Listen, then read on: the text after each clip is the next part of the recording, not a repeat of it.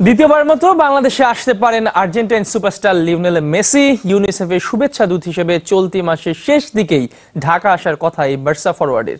সুবিধাবঞ্চিত শিশু নাকি রোহিঙ্গা শিশুদের নিয়ে তিনি কাজ করবেন তা নিয়ে রয়েছে অনিশ্চয়তা।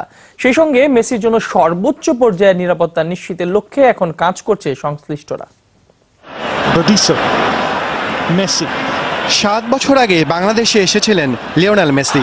2011-র 6 সেপ্টেম্বর নাইজেরিয়ার বিপক্ষে আর্জেন্টিনার প্রীতি ম্যাচের সাক্ষী হয়েছিল বঙ্গবন্ধু জাতীয় স্টেডিয়াম। ঘরের মাঠে বসে LM10-এর ফুটবল শৈলী উপভোগ করে এদেশের ফুটবল প্রেমীরা। আরও একবার সেই কিংবদন্তিকে দেখার সুযোগ পেতে পারে বাংলাদেশ। তবে এবার আর কোনো প্রীতি ম্যাচ নয়, ইউনিসেফের শুভেচ্ছা দূত পরিচয়ে সংস্থাটির কর্মকাণ্ড দেখতে আসতে পারেন তিনি। মেসি আসলে স্বাভাবিকভাবে যুক্ত হওয়ার কথা শিশুদের সাথে, কিন্তু বর্তমান প্রেক্ষাপটে রোহিঙ্গা একটি বড় আন্তর্জাতিক ইস্যু।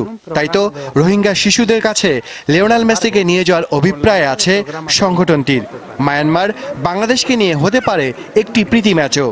মেসির সঙ্গে আসতে পারেন বার্সেলোনার আরো বেশ কয়েকজন তারকা ফুটবলার। তবে তা ঢাকায় নাকি কক্সবাজারে হবে তা নিয়ে এখনো কোনো সিদ্ধান্ত হয়নি।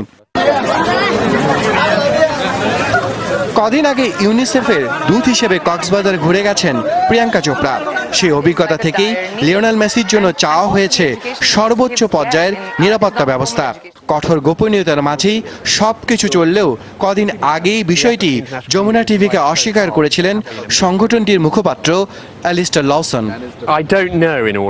আমি কিছুই জানি না, তবে অসহায়দের পাশে থাকতে তারকা ব্যক্তিদের আসার পরিকল্পনা খারাপ না, যেখানে বিশেষ করে বিরাট জনগোষ্ঠী জড়িত।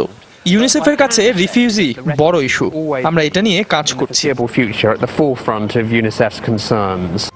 বাংলাদেশের মাটিতে শুধু খেলে যাওয়া নয়, বিশ্বকাপ নিয়েও লাল সবুজ দেশটির সাথে পরিচিত ওই তারকা।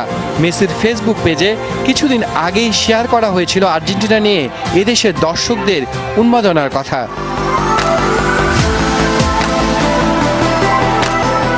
তাই তো মেসির আসার গুঞ্জনেই তৈরি করেছে অন্যরকম উন্মাদনা।